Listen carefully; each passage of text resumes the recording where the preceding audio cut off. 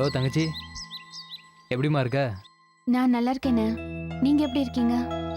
எனக்கு என்னம்மா, யமலோக வாசல் வரைக்கும் போயிட்டு திரும்ப அப்படியே ரிட்டர்ன் வந்துட்டேன்.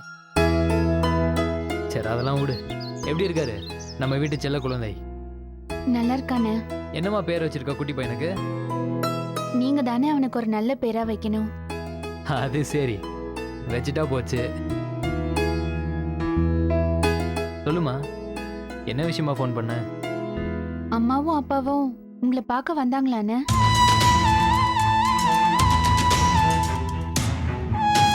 வைத்தி மச்சான் பாண்டி மேல கோவப்பட்டு உன்னையும் குழந்தையும் வீட்டில் வந்து விட்டாராமே. அதை விடுங்கண்ணே, அது ஒரு பெரிய விஷயம் இல்ல. வேற என்ன சொன்னாங்க? வேற ஒன்றும் இல்லைம்மா, பொதுவாக உன்னை பற்றி தான் பேசிட்டு இருந்தோம். ஆதாயம் இல்லாம அப்பா எந்த காரியத்தையும் பண்ண மாட்டாருன்னு எனக்கு தெரியும்ண்ணே. அவர் என்னென்ன சொன்னாரு?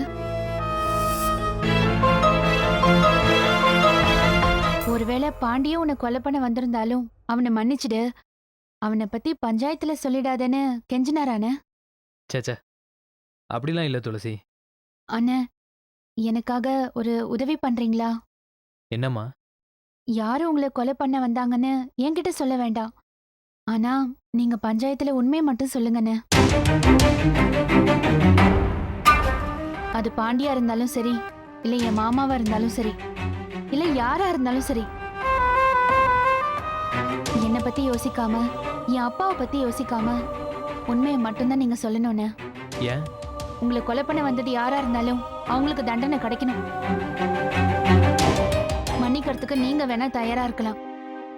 ஆனா என் அண்ணனை கொலை பண்ண வந்தவங்கள நான் என்னைக்குமே மன்னிக்க மாட்டேன். எனக்காக நீங்க பஞ்சாயத்துல உண்மையை சொல்வீங்களா? என்னன்னு? சொல்றேம்மா. நிஜமா? ம். தேங்க்ஸ்ண்ணே. ஏன் துளசி, வைத்திய மச்சாப்பா என்னதான் சொல்றாரு? பஞ்சாயத்து முடியட்டோன்னு அதை பத்தி அப்புறம் பேசிக்கலாம். உங்க தங்கச்சிக்கு நீங்க கொடுத்த வாக்கு காப்பாத்துவீங்கன்னு நம்புறேன். கண்டிப்பாம்மா. சரிண்ணே, வச்சிடுறேன்.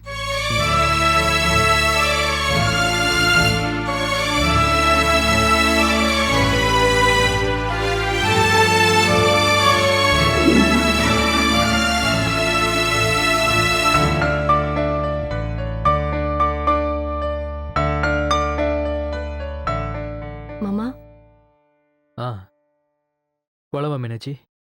ஒரு நிமிஷம் மாமா. பஞ்சாயத்துல என்ன சொல்ல போறீங்க?